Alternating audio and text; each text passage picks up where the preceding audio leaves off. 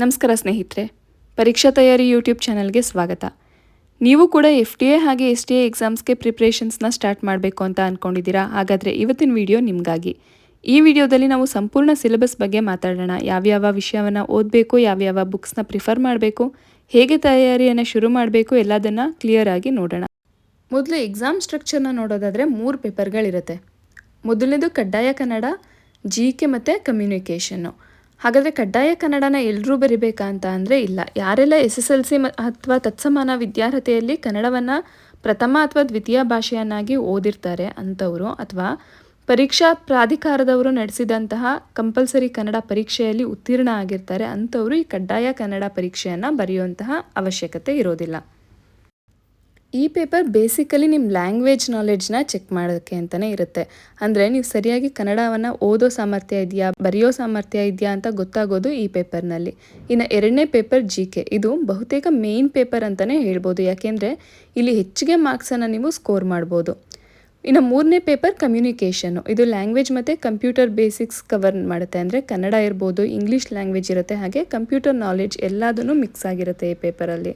GK ಪೇಪರಲ್ಲಿ ಏನೇನಿರುತ್ತೆ ಅಂತ ಹೇಳಿದ್ರೆ, ಇದು ಸಾಮಾನ್ಯ ಜ್ಞಾನದ ವಿಷಯಗಳನ್ನ ಒಳಗೊಂಡಿರುತ್ತೆ. ಅಂದರೆ ಸರ್ಕಾರದ ಯೋಜನೆಗಳಿರ್ಬೋದು, ಪ್ರಮುಖ ದಿನಾಂಕಗಳಿರ್ಬೋದು, ಪ್ರಶಸ್ತಿಗಳ ಬಗ್ಗೆ ಇರ್ಬೋದು, ಪುಸ್ತಕಗಳ ಬಗ್ಗೆ ಇರ್ಬೋದು, ಹಾಗೆ ಪ್ರಚಲಿತ ಘಟನೆಗಳಲ್ಲಿ ಏನೇನಿರುತ್ತೆ ಅಂತ ನೋಡಿದ್ರೆ, ಪ್ರಚಲಿತ ಘಟನೆಗಳು ವಿಷಯದಲ್ಲಿ ಕಳೆದ 1 ವರ್ಷದಲ್ಲಿ ರಾಷ್ಟ್ರ ಹಾಗೆ ರಾಜ್ಯ ಮಟ್ಟದಲ್ಲಿ ನಡೆದಂತಹ ಮುಖ್ಯ ವಿಷಯಗಳನ್ನ ಇದು ಒಳಗೊಂಡಿರುತ್ತೆ.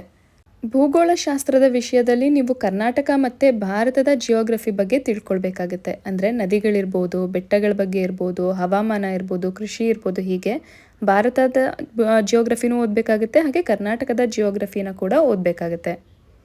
ವಿಜ್ಞಾನ ಮತ್ತು ತಂತ್ರಜ್ಞಾನದ ವಿಷಯದಲ್ಲಿ ಬೇಸಿಕ್ ಸೈನ್ಸ್ ಕಾನ್ಸೆಪ್ಟ್ಸ್ನ ಕವರ್ ಮಾಡ್ಕೋಬೇಕಾಗುತ್ತೆ.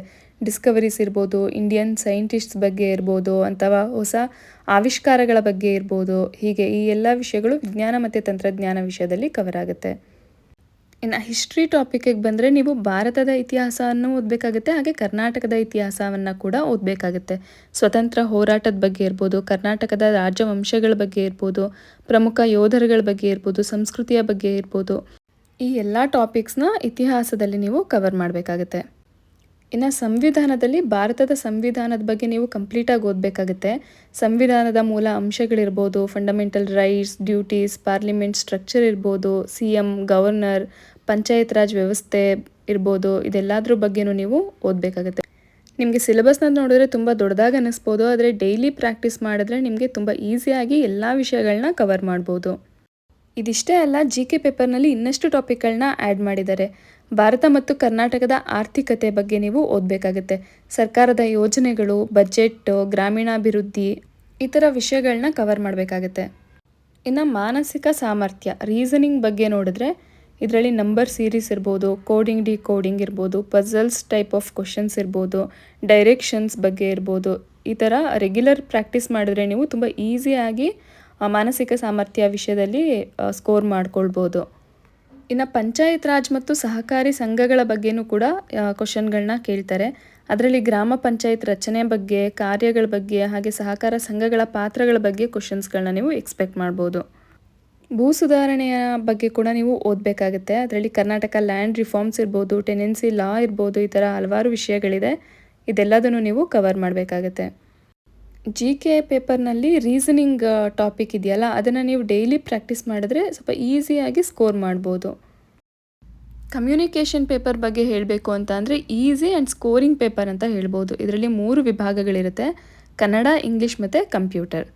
ಕನ್ನಡದಲ್ಲಿ ಏನೆಲ್ಲ ಕವರ್ ಆಗುತ್ತೆ ಅಂತ ಅಂದರೆ ಮೇಯ್ನಾಗಿ ಗ್ರಾಮರು, ಸಂಧಿ, ಸಮಾಸ, ಪ್ರತ್ಯಯ ಇರ್ಬೋದು, ಈ ಥರದ್ರ ಬಗ್ಗೆ ನೀವು ತಿಳ್ಕೊಂಡಿರಬೇಕು.